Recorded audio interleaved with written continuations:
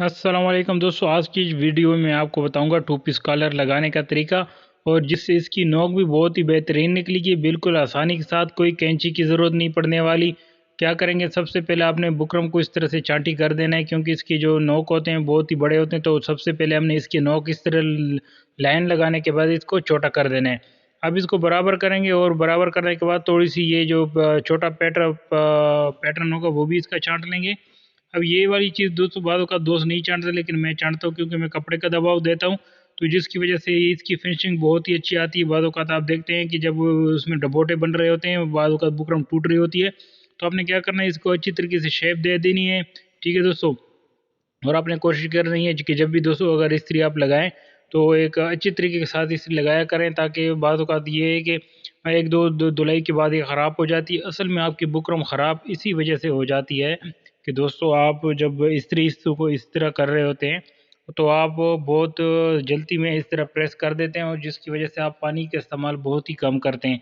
लेकिन आपने दोस्तों ये लाजमी याद रखना है, अगर कोई भी किसी भी बुकरम से आपने एक अच्छा रिज़ल्ट लेना हो तो याद रखिएगा कि अच्छी तरीके से पानी का इस्तेमाल अगर आपने खूबसूरत तरीके से किया हुआ है, बहुत ही बेहतरीन, तो आपने इस तरह से उसको पानी लगा देना है। दूसरी इसके ये जो बोन है, बोन मैं नहीं लगाता, क्योंकि एक दो दफ़ा अगर इस पे लग जाए तो इसकी चमक आ जाती है। अगर चाहें तो बैक साइड भी इसके लगा सकते हैं। उसका तरीका अगर आपको नहीं पता तो आप मुझे कमेंट्स बॉक्स में कमेंट कीजिएगा, तो मैं इंशाल्लाह उस पर एक वीडियो बना दूंगा। तो सिर्फ ये इस तरीके से जो बोन होंगे मैं इस पर चिपका दूंगा। ठीक है दोस्तों, ये जो बुकरम के दूसरे पीस होंगे, जबकि ये जो बोन होते हैं, बोन में नहीं चिपकाता, आपने बैक साइड इसी तरीके इसको अच्छी तरीके से इस्त्री लगा देनी है। अब दूसरे पीस के लिए मैं दूसरा कपड़ा लूँगा। ठीक है दोस्तों, अगर एक पीस भी आपको कपड़े पे ना आए तो आप अलहदा लीजिएगा, और कोशिश कीजिएगा जो बैन वाला पीस होगा इस तरह का, तो आपने उसके लिए रेप का कपड़ा ले लेना है, क्योंकि इसकी जो बैक में फिनिशिंग आएगी बहुत ही खूबसूरत आने वाली है। तो इस तरीके के साथ याद रखिएगा, जो फालतू का कपड़ा होगा मार्जिन हमने कट कर देना है। यहाँ पे आने के बाद आपने डबल करना है, और याद रखिए बिल्कुल एक सूत्र की सिलाई आपने लगानी है बिल्कुल साथ ही साथ, और कोशिश करनी है कि यहाँ से कपड़ा खींच के रखें। ठीक है दोस्तों, बैक साइड से आपने कपड़ा थोड़ा सा खींच के रखना है, ताकि बाद में हम जब फोल्ड करें तो हमें आसानी हो। अब यहाँ पे ये देखिए, मैं आपको चेक करा रहा हूँ, बहुत ही नज़दीक नज़दीक मैंने ये सिलाई लगाई हुई है। यहाँ पे दोस्तों हम तुक्के लगा देंगे, ठीक है, ताकि हमारे फोल्ड में परेशानी ना हो। अब ये करना है, एक साइड पे ये कपड़ा फोल्ड करके, ये देखिए दोस्तों आपकी नोक कितनी आसानी के साथ निकली, कोई कैंची कोई किसी चीज़ की मुझे ज़रूरत नहीं पड़ी। ये देखिए दूसरे का साइड पे दूसरा कपड़ा हम कर देंगे यहाँ से, ये देखिए दोस्तों इसकी नोकें आपके पास आसानी से निकल आई हैं।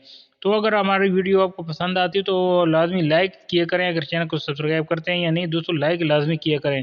अब यहाँ से हम जो ये एंकर की सिलाई लगा देंगे, एच की सिलाई। ठीक है दोस्तों, बिल्कुल साथ ही साथ कोने कोने पे हम लगा देंगे, ताकि अच्छे तरीके से हम इसको बिठा सकें। और दूसरा, जब भी यहाँ पे फोल्ड किया करें, यहाँ पे बैक का कपड़ा बैक की साइड पे खींच लिया करें, ताकि आपके बैक साइड पे ये कपड़ा ज़्यादा जमा ना हो। ये देखिए बैक और फ्रंट पे बिल्कुल एक ही जैसी आपको सफाई नज़र आ रही है, इसी वजह से, ताकि मैं इसको दबाव एक जैसा देता हूँ।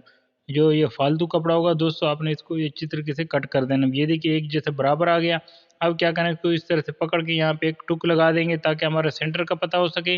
अगर दोस्तों आपको सेंटर का पता नहीं चलता, कि आप बाज़ औक़ात दोस्त लगा रहे होते हैं कि ये जो बैन है एक साइड पे बड़ा हो जाता है, तो उसकी मसले का ये आसान हल आपको बताता हूँ।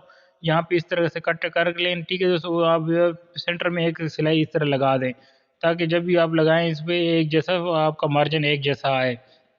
अब यहाँ से पकड़ के इस तरीके से आस्ता-आस्ता आप करते जाएँ, और यहाँ पे आने के बाद यहाँ से सिलाई शुरू कर दें। ठीक है दोस्तों, अब याद रखिएगा दोस्तों कि मैं ये जो कपड़े का दावा दे रहा हूँ, तो आपकी ये ख्याल कीजिएगा कि बुकरम पे आपकी सिलाई ना आए। ठीक है दोस्तों, ये जो बैन का बुकरम है, अब इसके बाद इसको दूसरा बैक साइड को अटैच कर देता हूँ।